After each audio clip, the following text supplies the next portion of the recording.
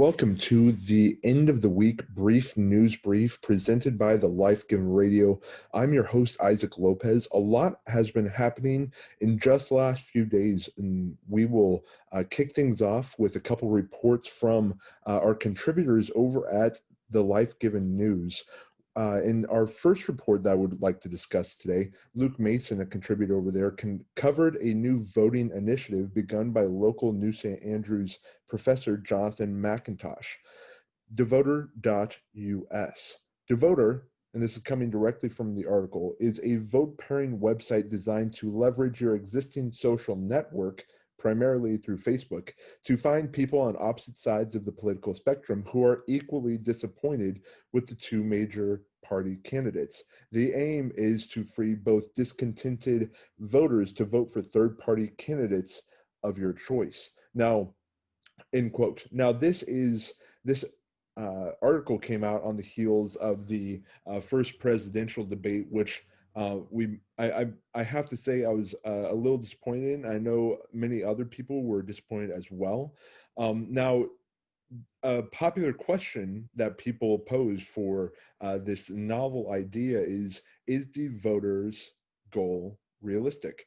And Luke Mason covered that, and this is his quote: "While it will likely not change the material outcome of this election, if a third party receives over 5% of the popular vote, they're eligible for public funding come the next election cycle.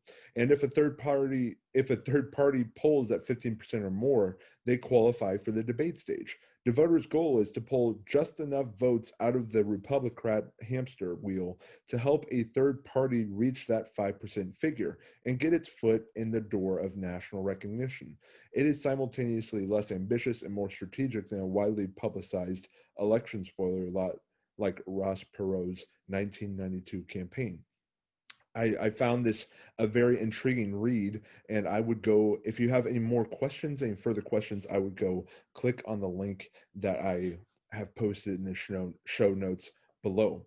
Now, moving on to another article that Sam Nias, a fellow contributor over at TLG News, wrote this last week.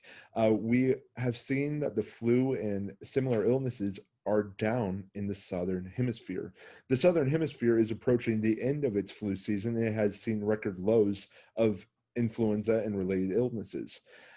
Now, these statistics were covered by Sam, and 0.1% of flu tests during the winter of the Southern Hemisphere, June through August, were positive. Ordinarily, that figure is around 5 to 10%, i.e., the positive test rate was about 1 to 2% of what it usually is.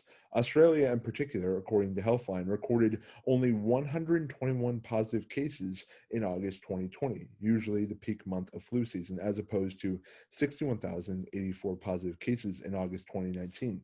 Now, Sam also included the CDC's explanation for this with their two lines of reasoning. One is real changes, in quotes, in influenza circulation, changes caused by measures taken to combat the spread of COVID-19. So they chalk it up to, well, this is the changes that we have made to cover COVID-19 also impact influenza circulation.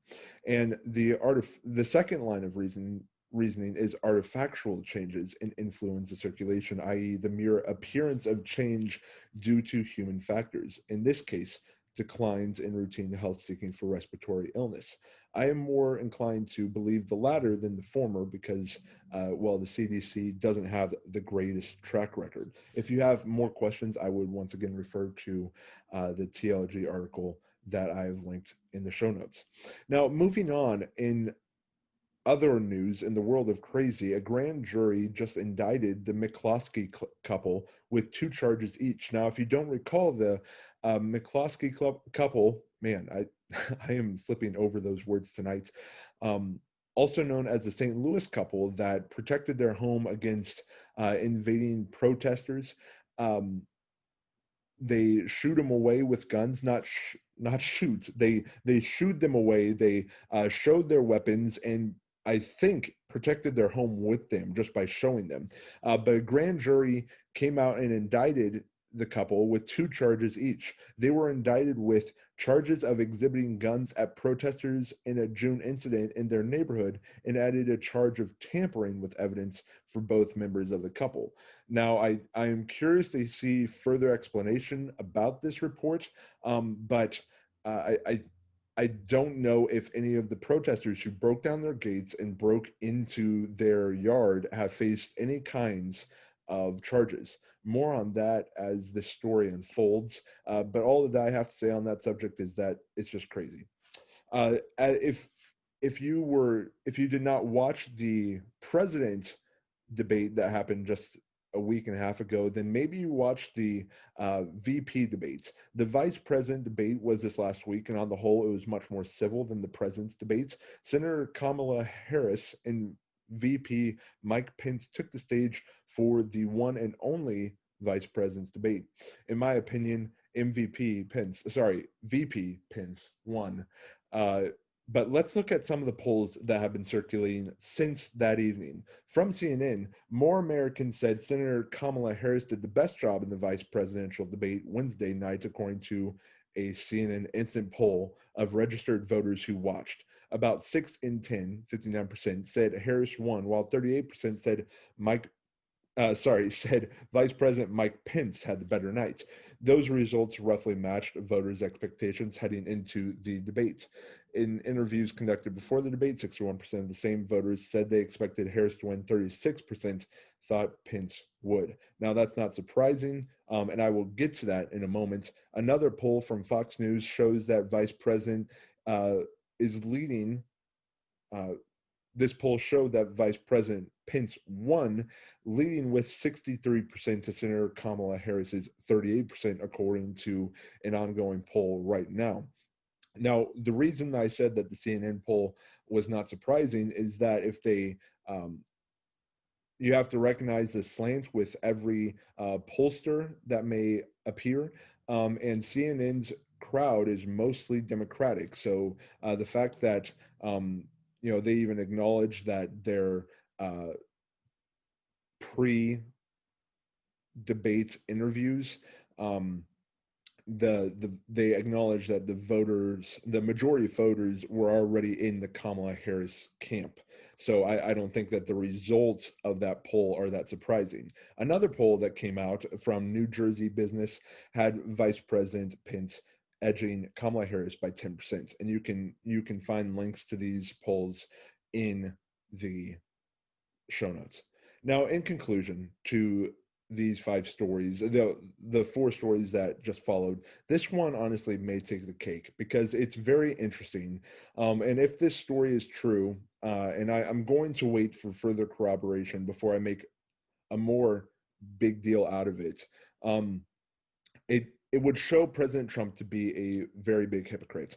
I don't know how else to put it, but like I said, maybe the Trump campaign will clear this up or deny it, either or. According to MIT Technology, they came out with a report, and I will once again link to this like I do with every other episode. They came out with a report that said, quote, last Friday, as Trump developed worrisome symptoms of COVID-19, the president received an emergency cocktail of anti-coronavirus antibodies made by Regeneron. These molecules are manufactured in cells from a hamster's ovaries, so-called CHO cells, according to the company, not in human cells, but cells originally derived from a fetus were used in another way. According to Regeneron, laboratory tests used to assess the potency of its antibodies employed a standardized supply of cells called HEK293T, whose origin was kidney tissue from an abortion in the Netherlands in the 1970s. Since then, the 293T cells have been immortalized, meaning they keep dividing in the lab somewhat like a cancer, and have undergone other genetic changes and additions.